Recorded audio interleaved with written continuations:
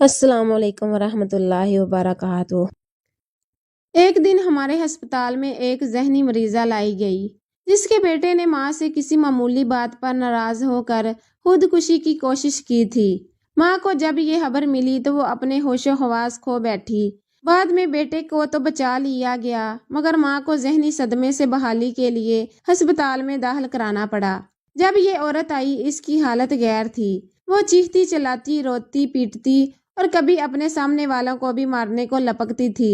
میری ساتھی نرس بولی، یہ عورت میرے قابو میں نہ آئے گی، مجھے تو اس کو انجیکشن لگانے سے بھی خوف آ رہا ہے۔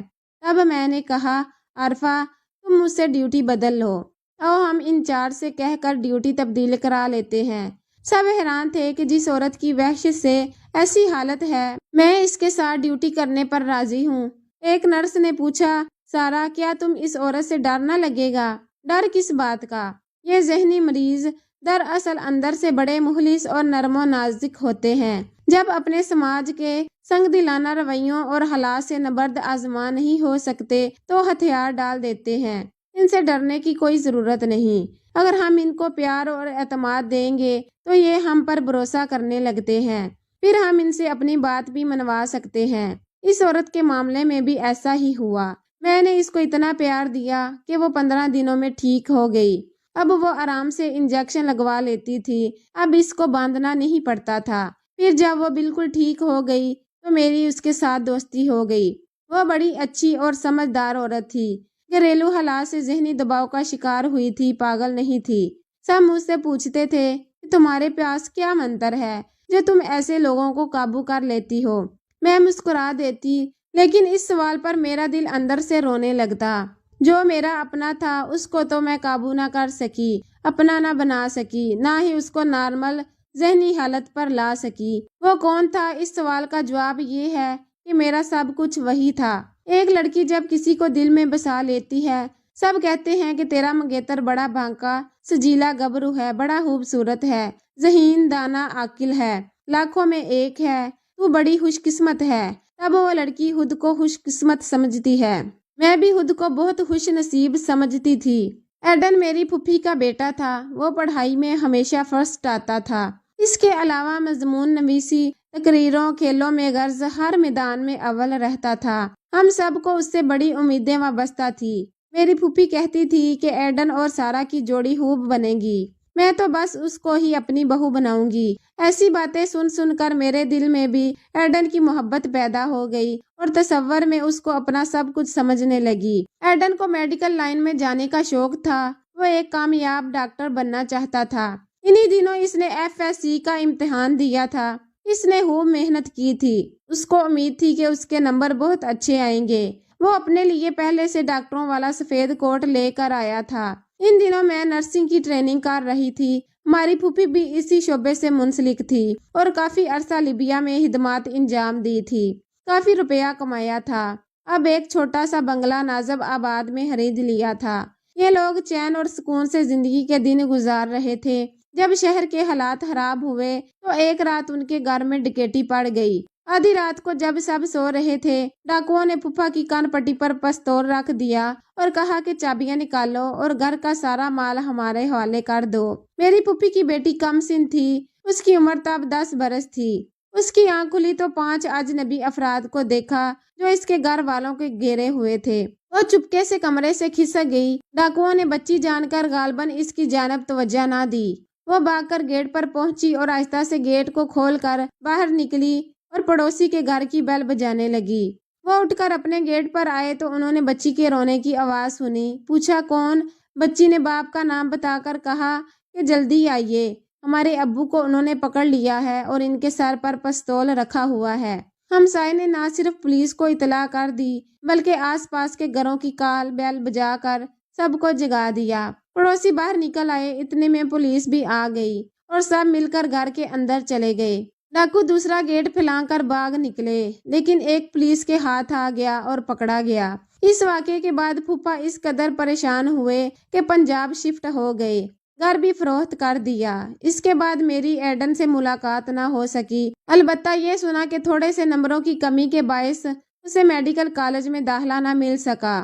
جس کی وجہ سے وہ بہت دل برداشتہ ہو گیا ہے اور تمام دن اپنے کمرے میں بند پڑا رہتا ہے۔ سال گزر گیا، میں نے نرسنگ کی ٹریننگ مکمل کر لی اور ایک ہسپتال میں جاب کر لی۔ انہی دنوں ہماری پھوپھی آئی، کہا کہ شادی کی تاریخ دے دو، میں اب بیٹے کے سر پر سہرا سجا ہوا دیکھنا چاہتی ہوں۔ امی سے بہت اصرار کیا اور تاریخ لے لی۔ یوں میری شادی میرے خوابوں کے شہزادے ایڈن سے ہو گئی۔ جس روز نکاح ہونا تھا عجیب بات ہوئی۔ ایڈن کو میں نے دیکھا، وہ گھبرایا ہوا عجیب سا لگ رہا تھا۔ میں سمجھی دلہا بنا ہے اس لیے کچھ مختلف سا لگ رہا ہے، شرما رہا ہے، لیکن جب پادری صاحب نکاح پڑھا رہے تھے اس وقت بھی اس کی حالت نارمل نہیں تھی۔ اس کا رویہ عجیب سا تھا۔ وہ پادری صاحب کی ہدایت پر عمل نہیں کر رہا تھا، کبھی ہنس پڑتا، کبھی چپ ہو جاتا، جو وہ کہتے وہ نہ کہتا۔ اس پر پادری صاحب کو غصہ آ گیا۔ انہوں نے اس کو ڈانٹا کہ یہ کیا تماشا کر رہے ہو، یہ شادی ہو رہی ہے، کوئی مذاق نہیں، جو میں کہہ رہا ہوں ویسا کرو، لوگ تمہارے بارے میں کیا سوچ رہے ہوں گے۔ ایڈن ایسا تو نہ تھا، مجھے خود اس سے ایسی امیدیں نہیں تھی۔ اس کے بجائے میں شرم سے پانی پانی ہوئے جا رہی تھی۔ خدا خدا کر کے کسی طرح نکاح ہوا، مبارک سلامت کے بعد ہم گھر چلے۔ سوچ رہی تھی آج دلہا صاحب کی خوب خبر لوں گی کہ معقول آدمی، یہ تم بڑے مجمع میں نامعقول قسم کی حرکتیں کر رہے تھے۔ گھر پہنچتے پہنچتے پتہ چلا کہ دلہا صاحب غائب ہیں۔ رات ان کا انتظار کرتی رہی۔ میرے بھائی ابو صاحب ایڈن کو ڈھونڈ رہے تھے۔ 3 دن بعد وہ کہیں ایک دوست کے گھر سے برآمد ہوا۔ یہ اس کو مارے باندھے گھر لائے۔ میرا تو رو رو کر برا حال تھا، لیکن اب میں رونا بھول چکی تھی۔ اس سوچ میں ڈوبی تھی کہ آخر ایڈن کو کیا ہو گیا ہے۔ شادی کے فوراً بعد سہاگ رات کو بھاگ جانا کہاں کی شرافت ہے۔ خدا نہ خواستہ کہیں اس سے آگے کی باتیں بھی دھیان میں آ رہی تھی کہ شاید وہ کسی اور لڑکی سے محبت کرتا ہے، شاید مجھ سے نفرت کرتا ہے، یا پھر وہ شادی کے لائق نہیں رہا۔ لیکن یہ میں ہرگز سوچنا نہ چاہتی تھی کہ خدا نہ خواستہ اس کے دماغ میں خلل واقع ہو گیا ہے۔ بھلا اتنے بہت سے سوالات کا کیا جواب ہو سکتا ہے؟ اگر جواب تھا بھی تو ایڈن کے پاس۔ اس سے پہلے کہ میں اس سے کوئی سوال کرتی، پھوپھو نے جلدی سے بوریا بستر باندھ لیا۔ کہنے لگی مجھے فیصلہ آباد جانا ہے، جہاں ہمارا گھر ہے۔ یہاں میرا بیٹا بے گھری سے پریشان ہو رہا ہے۔ میرے والدین منہ تکتے رہ گئے۔ وہ مجھے اور اپنے بیٹے کو لے کر آنن فانن فیصلہ آباد چل دی۔ میں نے بھی سوچا اپنے گھر جا کر ایڈن سے پوچھوں گی، یہاں کوئی ایسی ویسی بات ہو گئی تو ایڈن کا دل برا ہوگا۔ ہماری پھوپھو کا گھر کافی بڑا تھا۔ انہوں نے ایک حصہ مجھے اور ایڈن کو دے دیا اور پہلے ہی دن بولی، بھئی تم اب اپنے دلہا کو سنبھالو، آج سے اس کو دیکھنے بھالنے کی ذمہ داری میری نہیں۔ 2-3 دن وہ ٹھیک رہا، پیار سے بات چیت کرتا۔ میں نے پوچھا بھی کہ تم نے وہاں ایسی حرکت کیوں کی، تو کہا بعد میں بتاؤں گا۔ میں چپ ہو گئی کہ چلو نئی بات ہے، تلخی نہ ہو، بعد میں پوچھ لوں گی۔ شادی کے چھٹے روز جب میں اس کے لیے کھانا نکال کر لائی تو اس نے کھانے کی ٹرے ایک طرف سرکا دی۔ کچن میں گیا اور اپنے لیے خود کھانا نکال کر لایا۔ میں حیرت سے اس کی طرف دیکھتی رہی، مگر اس نے میری حیرت کا کوئی بھی نوٹس نہ لیا اور چپ چاپ کھانا کھاتا رہا۔ مجھ سے پوچھا تک نہیں کہ تم نے کھانا کھایا ہے کہ نہیں۔ پھر اٹھ کر گھر سے باہر چلا گیا اور 2 دن تک نہ آیا۔ میں نے ساس سے پوچھا، وہ ٹال گئی، کہا کہ کسی دوست کے پاس گیا ہوگا۔ میں نئی دلہن اس کا انتظار کر رہی تھی۔ وہ بغیر اطلاع کے غائب تھا اور میری ساس کے نزدیک یہ کوئی بات ہی نہ تھی۔ اگلے دن وہ آیا، مجھ سے بات نہ کی، آتے ہی بستر پر لیٹ کر چھت کو گھورنے لگا۔ میں نے پانی پینے کو دیا تو مجھے گھورنے لگا، پھر خود اٹھا اور پانی بھر کر لایا اور پیا۔ میں نے پوچھا، ایڈن کیوں تم نے میرے ہاتھ سے پانی نہیں لیا؟ مجھ سے ناراض ہو کیا خبر تم نے پانی میں کچھ ملا دیا ہو اس لیے نہیں لیا؟ میں اس کی بات سن کر ہکا بکا رہ گئی۔ اس کا رویہ ایسا سرد تھا کہ اس کے بعد مخاطب ہونے کی جرت بھی نہ کر سکی۔ رات کو بھی وہ مجھ سے منہ موڑ کر سو گیا۔ اگلے دن کھانا بنا رہی تھی کہ مجھے پشت پر سے یوں دھکا دیا کہ میں چولہے پر گرتے گرتے بچی۔ میں نے کہا، ایڈن تم ہوش میں تو ہو، آخر تمہیں کیا ہو گیا ہے؟ اگر میں جل جاتی۔ کہنے لگا سوری اور اندر جا کر لیٹ گیا۔ میں نے سوچا اب اس کی شکایت پھوپھو سے کروں گی، مگر پہلے یہ کھانا کھا لے ورنہ کھانے کا مزہ بھی خراب ہو جائے گا۔ میں غصے میں تھی، پھر بھی شرافت کا ثبوت دیا اور اس کے لیے کھانا لے کر گئی۔ مجھے دیکھتے ہی وہ غسل خانے میں چلا گیا اور ہاتھ دھونے لگا۔ میں انتظار کر رہی تھی کہ وہ ہاتھ دھو کر آئے تو ہم کھانا شروع کریں۔ آدھا گھنٹہ گزر گیا، میرے صبر کا پیمانہ لبریز ہو گیا۔ وہ مسلسل ہاتھ دھوئے جا رہا تھا، یہاں تک کہ صابن کی ٹکیا ختم ہو گئی۔ میں روحانسی ہو گئی، قریب تھا کہ زور زور سے رونے لگوں۔ اتنے میں میری نند آ گئی۔ یہ مجھ سے واقعی محبت کرتی تھی۔ میں نے کہا، پروین دیکھو تو ذرا ایڈن کو کس قدر زج کرنے پر تلا ہوا ہے۔ مسلسل 1 گھنٹے سے ہاتھ ہی دھوئے جا رہا ہے۔ صبح اس نے چولہے پر اچانک دھکیل دیا کہ جلتے جلتے بچی۔ پروین بولی، بھابی ایک بات کہوں، قسم کھاؤ کہ تم پھر ایڈن سے نفرت نہیں کرو گی، اس کو چھوڑ کر نہ جاؤ گی۔ دراصل ایڈن بھائی کی طبیعت ٹھیک نہیں ہے، ان کو ہمدردی کے ساتھ ساتھ علاج کی بھی ضرورت ہے۔ یہ ذہنی مریض ہیں، کبھی کبھی تو ان پر پاگل پن کا شدید دورہ پڑتا ہے۔ یہ بات امی نے آپ لوگوں سے چھپائی تھی۔ ان کا خیال تھا کہ شادی کے بعد شاید ایڈن بھیا ٹھیک ہو جائیں گے۔ انہیں میڈیکل میں داخلہ نہ ملنے کا شدید ذہنی صدمہ ہوا ہے۔ پروین کی بات سن کر میں سکتے میں رہ گئی۔ پھوپھا نے ہم سے کتنا بڑا ہاتھ کھیلا تھا، اپنے پاگل بیٹے سے میری شادی کر کے میری زندگی کو داؤ پر لگا دیا تھا۔ وہ کتنی خود غرض تھی۔ اگر وہ ہمیں بتا دیتی تو کم از کم شادی سے پہلے ہم کراچی میں ایڈن کا علاج تو کراتے۔ اس کے بعد میرے دل میں ایڈن کے لیے شدید ہمدردی کے جذبات پیدا ہو گئے۔ اب وہ جو بھی حرکات کرتا مجھے برا نہ لگتا۔ اب تو برا منانے والی بات ہی نہ رہی تھی۔ وہ ذہنی مریض تھا اور ایک پاگل کی بات کا کیا برا منانا۔ وہ تو خود سہارے اور ہمدردی کا مستحق ہوتا ہے۔ میرے سارے خواب چکنا چور ہو گئے۔ کیا کیا خواب سجائے تھے، ایڈن کے بارے کیا کچھ نہ سوچا تھا اور کیا ہو گیا۔ بہرحال میں نے فیصلہ کر لیا کہ ہر حال میں اس کا علاج کرواؤں گی، اس کو زندگی کی طرف لاؤں گی۔ اسی وقت امی جان کو خط لکھا اور تمام احوال انہیں لکھ دیا۔ امی اور بھائی فوراً آ گئے اور ہمیں کراچی لے آئے تاکہ اس کا علاج کرا سکے۔ میں نے ایڈن کی خاطر ایک مینٹل ہسپتال میں ہی سروس کر لی کیونکہ اس کا علاج مہنگا تھا اور یہ میرے بس کی بات نہ تھی۔ ہسپتال کے مالک کو تمام حالات بتائے اور کہا کہ بے شک آپ مجھ سے ڈبل ڈیوٹی لے لیں اور تنخواہ بھی نہ دیں، مگر میرے شوہر کا علاج ہونا چاہیے کہ میں ان کے علاج کی استطاعت نہیں۔ ان کو مجھ پر رحم آ گیا۔ انہوں نے مجھے اپنے ہسپتال میں رکھا اور ایک کمرہ بھی رہنے کے لیے دے دیا۔ 2 ماہ میرے جیون ساتھی کا علاج ہوا۔ ایک دن وہ سڑک پر بھاگ گیا۔ میں پیچھے بھاگی، دیکھا تو لوگ اس کو مار رہے تھے۔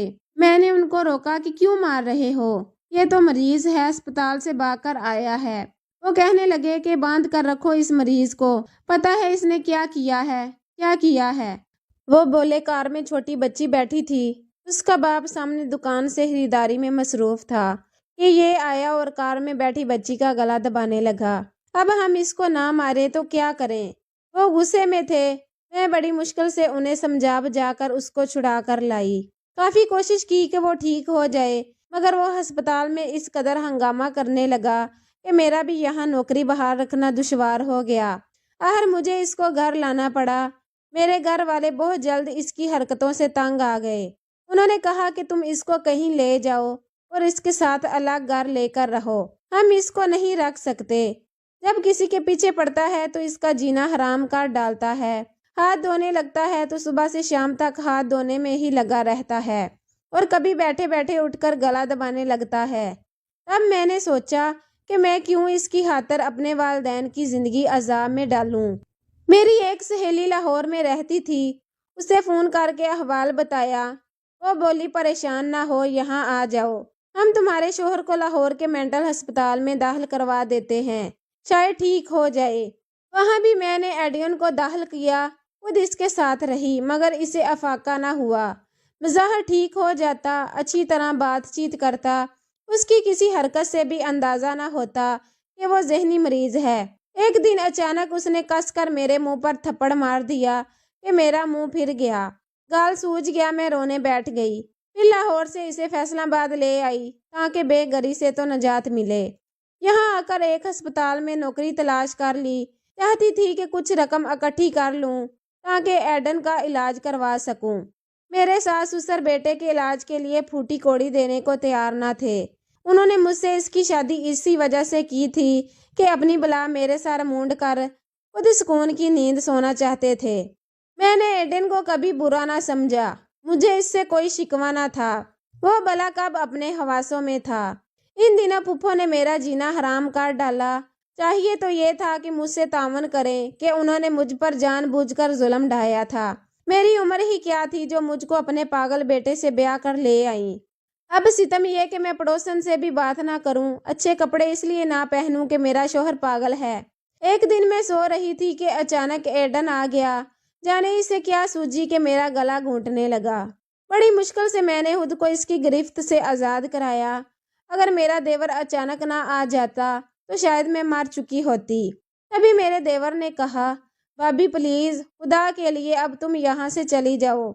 एडन तो ठीक होगा नहीं, तुम जान से चली जाओगी। मगर सास कहने लगी कि एडन को भी साथ ले जाओ वरना मैं तुमको अकेले जाने ना दूंगी। मैंने कहा, फुफ्फो मैंने अपना जेवर तक बेचकर आपके बेटे के इलाज पर लगा दिया है। आप मुझे इसके इलाज का खर्चा नहीं दे सकती तो रहने के लिए अपना कराची वाला घर दे दें।